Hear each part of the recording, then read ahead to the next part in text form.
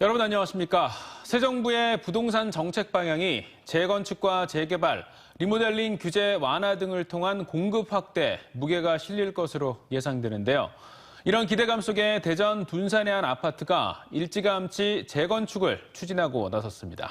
리모델링 사업도 속도가 붙는 분위기인데 다만 리모델링 시장은 재건축 규제 완화 정도에 따라 향방에 갈릴 전망입니다. 김건교 기자입니다. 준공 30년을 간 넘긴 대전 가람 아파트가 최근 재건축 추진 모임 구성을 마치고 위원장 선출을 위한 일정 조율에 들어갔습니다. 둔산권에서는 처음입니다. 새 정부가 출범하면 준공 30년이 지난 노후 공동주택에 대한 정밀 안전진단 면제, 초과이익 환수제 완화, 용적률 상향 조정 등을 골자로 재건축 규제 장벽을 낮출 거라는 기대감이 깔린 겁니다.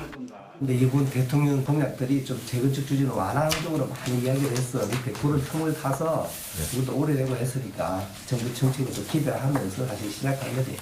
리모델링 시장도 탄력이 붙고 있습니다. 지역에서 맨 먼저 리모델링 사업을 시작한 대전 국화아파트 추진위가 최근 대형 건설사들이 참여한 가운데 주민 설명회를 마련한 데 이어 구청과의 협의를 끝내고 조합 설립을 위한 주민 동의 절차를 준비하고 있습니다.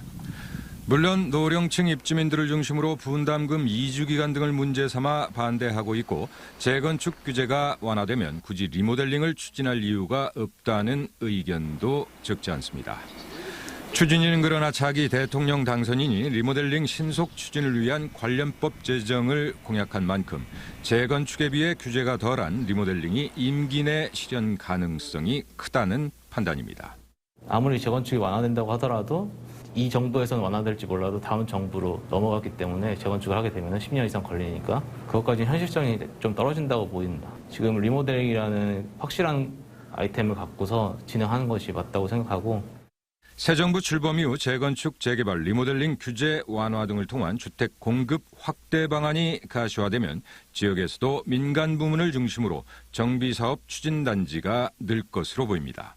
지방의 경우에는 민간이 추진하는 재개발, 재건축 사업들이 앞으로 좀 원활하게 될 수 있을 거라고 보고 있고 리모델링의 신속한 추진을 위한 법적, 제도적 개선도 함께 추진될 것으로 예상이 됩니다.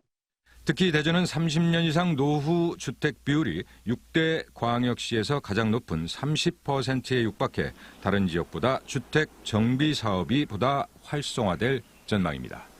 TJB 김건교입니다.